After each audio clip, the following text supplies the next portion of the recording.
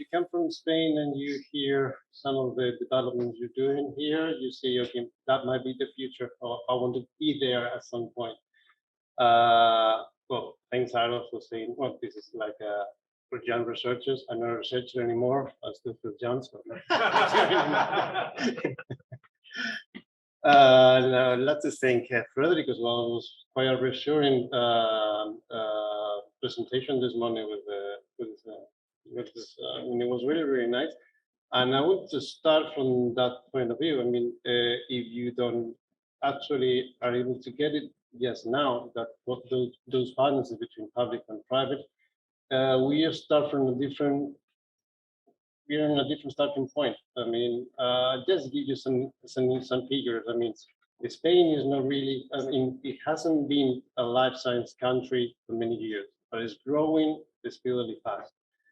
Almost 3% of the scientific world publications are coming from Spain, whereas it's telling you that most of the research that is done in Spain is basic research and preclinical, preclinical. However, we don't score that good in the translation of that research, that information into the industry. And that's one of the main concerns in this point. Having said that, of course, in the biobanking field, as you will know, I mean, the sustainability in the public and private partnerships has been an elusive topic for many years. I mean, we have some relation with the private companies, so, but it's just something that happens very remotely rather than the normal thing.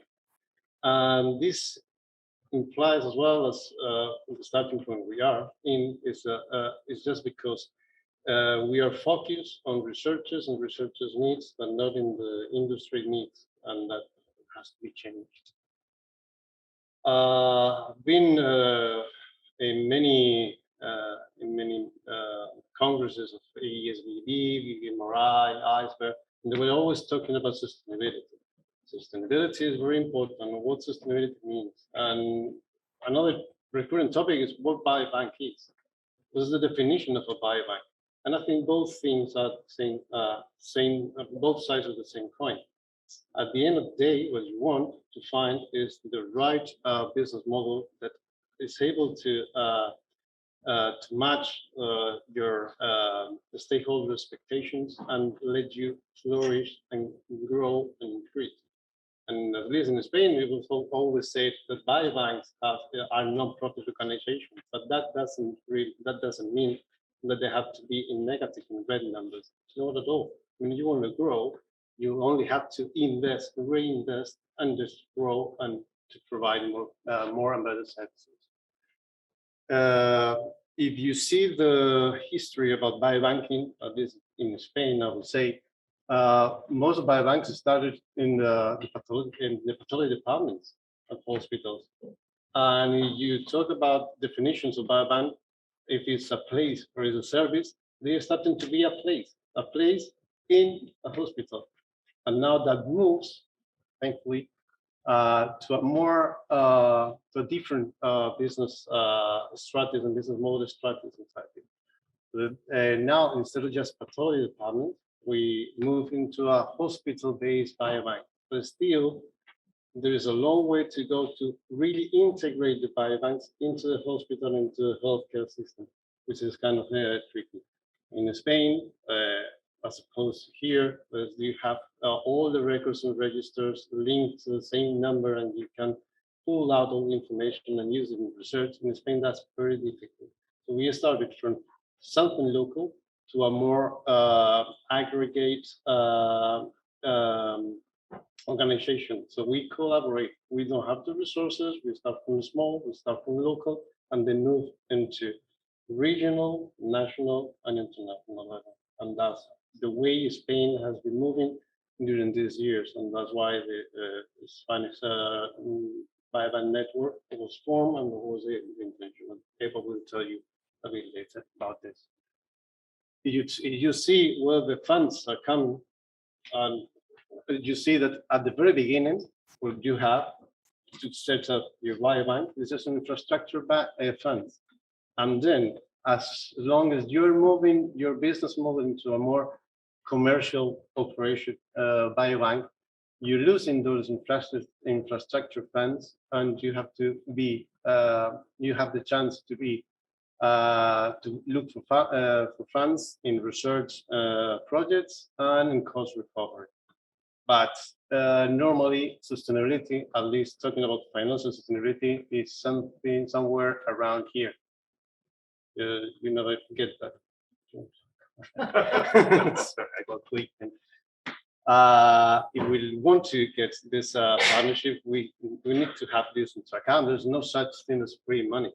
And you have to be in line with the expectations and the needs of the people that is giving you the funds.